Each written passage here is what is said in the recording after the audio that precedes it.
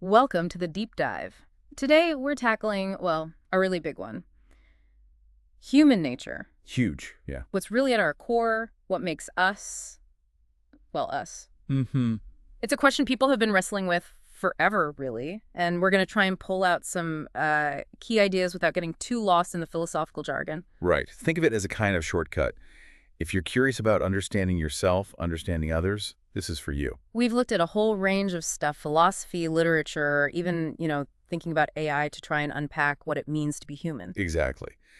Our mission here is really to explore these core debates. Yeah. Like, are there universal human traits?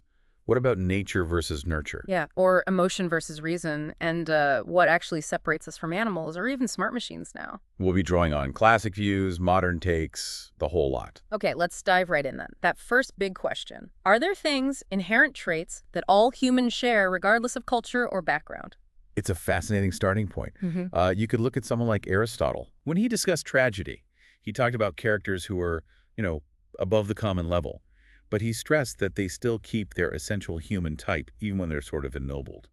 So even extraordinary figures and stories, they still have something fundamentally human we recognize. That seems to be the implication, yeah. A kind of shared baseline. Interesting. Then you've got Hannah Arendt talking about Homo faber. Man the maker. Exactly. Man the maker.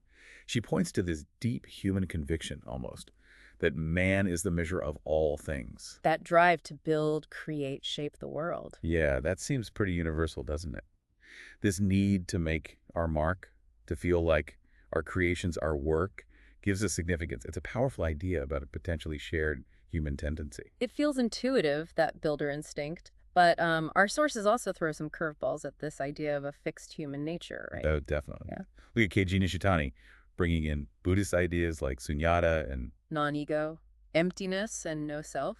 Sounds complex. It is, but think of sunyata, or emptiness, as meaning there's no inherent, unchanging thing that is you. And non-ego directly challenges the idea of a fixed individual self. So the self isn't really a self. Kind of. There's that paradoxical phrase, self is the self because it is not the self. It points towards maybe a reality where our sense of being separate individuals is perhaps an illusion, that we're much more interconnected. Wow, okay. That's a really different way of looking at it compared to, say, Arndt's maker. It's a stark contrast, isn't it? On one hand, you have these potential universals making things, maybe certain character types. On the other, you have this profound questioning of whether there's even a stable self to have those universal traits. So is human nature about what we are? Or maybe about what we fundamentally aren't like, not fixed, not separate? That's a great question for you, the listener, to ponder. It really gets you thinking. It does. Okay, let's shift slightly. What about that classic debate? Nature versus nurture. How much is built in? How much is learned? Well, John Locke's idea of tabula rasa comes up here. The blank slate. Right, the blank slate. This idea, mentioned in relation to theories of self, suggests we're born with, essentially, empty minds. Everything we become, all our knowledge, our personality, it's all written there by experience. So environment is everything in that view. Very malleable. Pretty much. But then you circle back to Aristotle. He suggests, or it's implied, that some basic capacities might be inherent, like the nutritive soul, the basic ability to grow, take in food. That seems pretty fundamental, less learned. Okay, so maybe not completely blank. Well, Aristotle talks about potentiality versus actuality. Think of it like this. We might be born with the potential for certain things, like growth, or maybe even reason. Like a seed has the potential to be a tree. Exactly. But that potential only becomes actual through interaction with the world. The seed needs soil, water, sun. We need experience, interaction, learning. So it's not really an either, is it? It's more like an interplay. That seems to be the more nuanced picture. We might have innate potentials, but how they develop, or even if they develop, depends heavily on our environment, our upbringing, our experiences, nature and nurture constantly interacting. Right, gotcha. Now, what about another big tension? Emotion versus reason. Where do our sources land on that? Feelings versus logic. Well, you have René Descartes famously focusing on res cogitans. The thinking substance. The thinking substance, exactly. For him, the mind, our ability to reason, was distinct from the physical body, and his big line, cogito ergo sum, I think, therefore I am, really puts rational thought, self-awareness right at the center. Reason is king, essentially. very logical, very cool-headed approach. But that's not the only view, of course. What about someone like Hume? David Hume offers a strong counterpoint with empiricism. He argued that all our knowledge comes from sensory experience. So less about pure thought, more about what we see, hear, feel. Exactly. He famously said he could never observe himself without also observing some perception, a feeling, an image, a sound. So for Hume, our senses, and arguably our emotions tied to them, aren't secondary.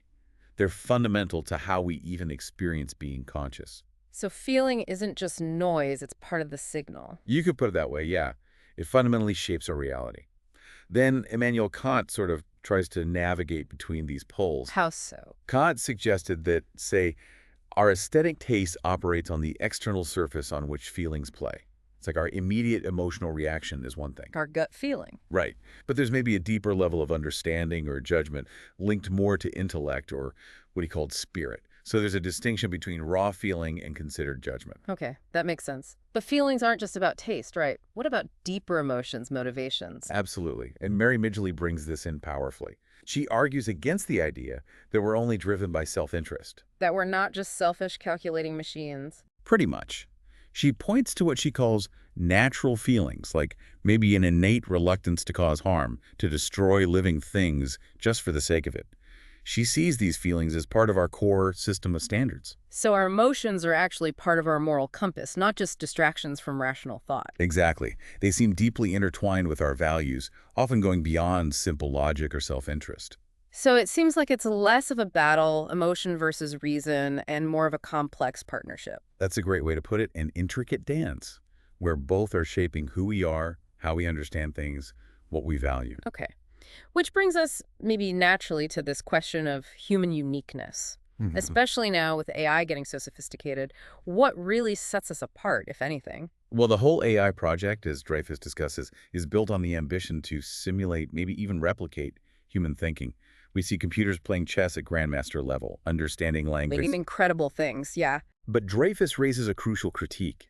He questions whether computers, because they operate on explicit rules and discrete data points, can ever achieve genuine understanding. What's missing, according to him? He talks about lacking an outer horizon of context, lacking the ability for nuanced discrimination and insight. Think about chess again. A computer might analyze millions of moves. A human master considers far, far fewer. Why? Because the human has a feel for the game, an intuition, an understanding of the overall situation that goes beyond just calculating possibilities. It's a different kind of intelligence. So it's not just about processing power, it's about insight, context. Something like that, yes. A kind of situated understanding that machines might struggle with. Arendt also draws a distinction between humans and animals. Right, with work versus labor. Yes. Human work creates durable things, things that last, that shape the world intentionally, buildings, art, tools. Animal labor, in her view, is more about the cyclical necessities of life, finding food, reproducing tied directly to biological survival. So our ability to create lasting change, to build a world beyond immediate needs, might be uniquely human. That's her suggestion. And Aristotle, going back again, he talked about voice in animals. How's that different from just noise? He saw animal voice as sound tied specifically to their sense of their breathing, used to communicate something meaningful about their state. Pleasure, pain, warning. It has purpose tied to their experience. So not just random sounds, but intentional, meaningful communication within their world. Exactly. It differentiates it from, say, the noise a machine might make. But interestingly, that Buddhist no-self idea we talked about earlier, it kind of throws a wrench in this whole uniqueness debate too. If there isn't a stable, enduring self, then what exactly is it that's supposed to be uniquely human? The whole foundation gets shaky. Right. So the jury's still very much out on what makes us unique, or even if there's a single defining thing. It seems so. Which leads us to our final point, really. The importance of interpretation and context. Because none of these ideas exist in a vacuum. Precisely. One of our sources, the Philosophy Guide, stresses how philosophy itself is about dialogue, debate, interpreting different claims. It's not about finding one single answer. You have to engage with the different perspectives. And this connects back to Dreyfus's point about computers struggling with interpretation. Why? Because they aren't in a situation. They don't have that rich local context that shapes human understanding. We understand things based on our background, our culture, the specific moment. Exactly. We're always interpreting. And Bourdieu adds another layer with his concept of habitus. How does that fit in? He shows how our social background, our upbringing, shapes our ingrained ways of thinking and acting, our positions towards the world. What we consider normal or human is itself shaped by our social context. So our understanding of human nature isn't just abstract, it's deeply embedded in our lives and our societies. Absolutely. Trying to define human nature isn't like finding a scientific formula. It's an ongoing process of interpretation, grappling with these diverse ideas, and recognizing how much our own context shapes our view. So we've covered a lot of ground: the fixed versus changing self, nature and nurture, emotion, reason, uniqueness. It's a complex tapestry. The sources give us threads, different viewpoints, but not one definitive picture, which is, perhaps, the point. Right. And that leads perfectly into our final thought for you, the listener.